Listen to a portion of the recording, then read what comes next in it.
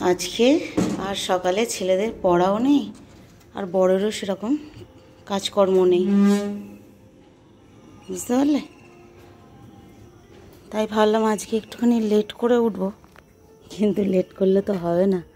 আজকে আমার শ্বশুরবাড়ির ওখানে যে হরিসেবা হচ্ছিল বললাম, তো ওইখানে আজকে পুজো দিতে যাবার আছে।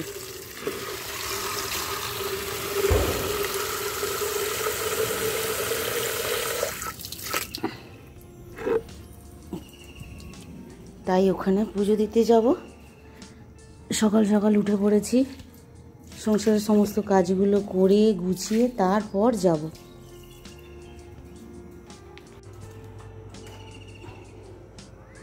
আর এদেরকে আজকে একটুখানি স্নান করিয়ে দিই, দুদিন করানো হয়নি জানো তো।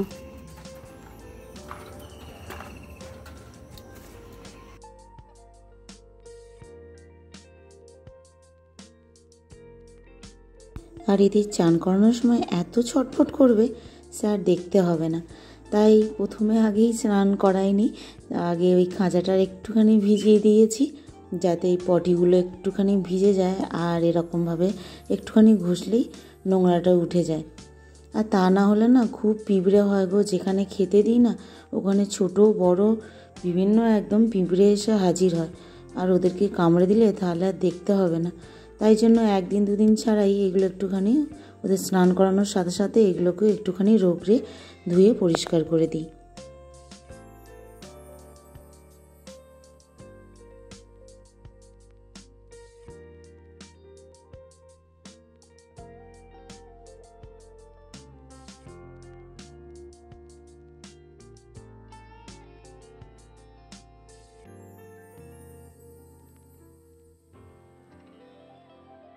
ব্যাস মোটামুটি স্নান কমপ্লিট। এবারে ওদেরকে একটুখানি এই রোদ্দুরের মধ্যে রেখে দেব। আর এখন সকালের রোদ্দুরটা অতটাও চড়া নয়, তাই একটুখানি এখানে থাকুক, কিছুক্ষণ পরে আবার তুলে দেব। তো ওদের কাজটা সেরে এসে আর এখানে এই যে দেখতে পাচ্ছ তো খাটটার কি অবস্থা করে রেখেছে। এখানটা দেখলেই না আমার মাঝে মাঝে মনে হয় আমি গোছাবো নাকি কিছুক্ষণ বসে একটুখানি কেঁদে নেব। খুব কান্না পায় যে কোথাকার জিনিস কি করে রাখবো, আর ওরা কি অবস্থা করে রাখে। জামা কাপড়ের উপরেই বইগুলোর উপরেও জামা কাপড় এরকম করে রেখে দেয়। যতই শেখাই জানো তো যে বইগুলো বইয়ের মতো করে গুছিয়ে রাখবি, জামা কাপড়গুলো জামা কাপড়ের মতো রাখবি, সে কে কার কথা শোনে। তো চলো আমি গুছিয়ে ফেলেছি।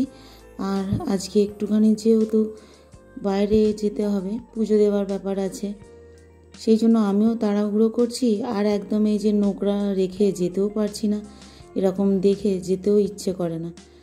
তো সবটাই পরিষ্কার পরিচ্ছন্ন করে সমস্ত কাজ গুছিয়ে আবার রান্না বান্না করেও যেতে হবে, তা না হলে এসে আবার কি খাবো বলো। তো এই যে এইগুলোকে আবার একটুখানি কেচে ধুয়ে ভাবছি ছাদে মিলে দিয়ে যাব। ছাদে দিয়ে দিলে আর চিন্তাও থাকবে না। এখন এই অবস্থায় দুপুরের দিকে আর মনে হয় না যে বৃষ্টি হবে বলে, তো সারাদিনে শুকিয়ে যাবে। আমারও আসতে অনেকটা বেলা হবে। এইখানে এই পুজোটা দিতে গেলে বেশ অনেকটা বেলাও হয়ে যায়।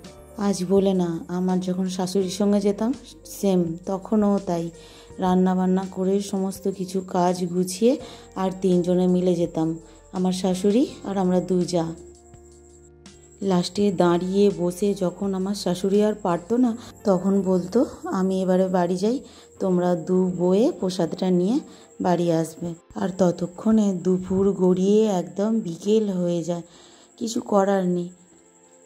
তো আজকেও সেম, আমিও তাই ভাবছি যে অনেকটাই লেট হবে, তারপর আমি ওই প্রসাদ নিয়ে এতটা আসবো, আমারও অনেকটাই দেরি হয়ে যাবে। তো চলো সব কাজ গুছিয়ে আমারও স্নান হয়ে গিয়ে মোটামুটি আমি কমপ্লিট। এবারে বড় চলে এসেছে, ওর একবার ঘুরে আসা হয়ে গেল বাড়ির ওখান থেকে। তো এবারে আমাকেও ফোন করেছিল, আমি বললাম হ্যাঁ আমি রেডি হয়ে গেছি, তুমি একবার এসো। তো এসে দাঁড়িয়ে আছে। এবারে আমি আমার ছেলে সবাই মিলে একসঙ্গে বেরিয়ে যাব। ব্যাস রান্নাবান্না করে গুছিয়ে গাছিয়ে সবাই স্নান টান সেরে বেরিয়ে পড়েছি।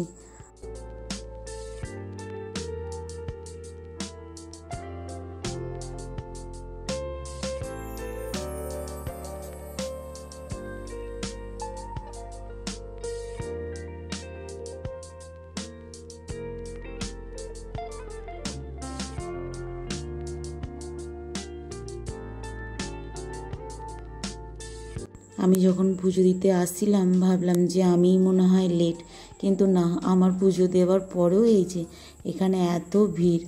তো তারপরে অনেকেই পুজো দিয়েছে।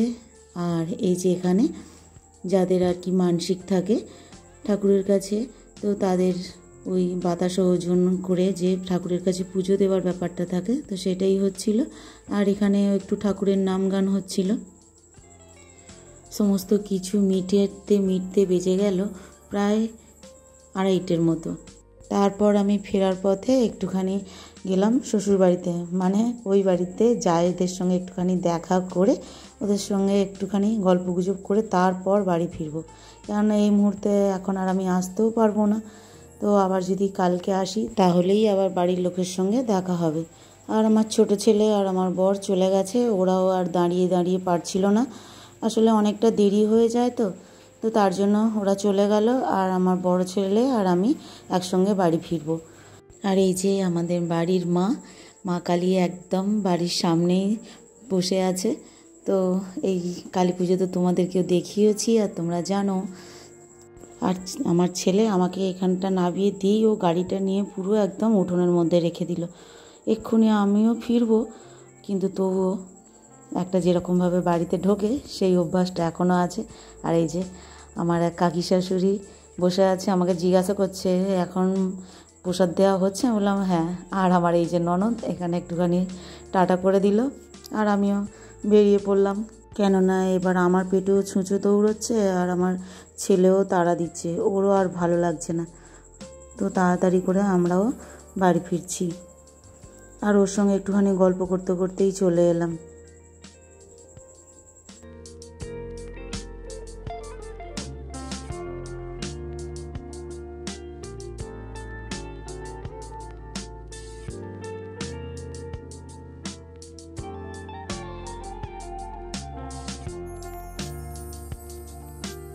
ব্যাস চলে এসেছি।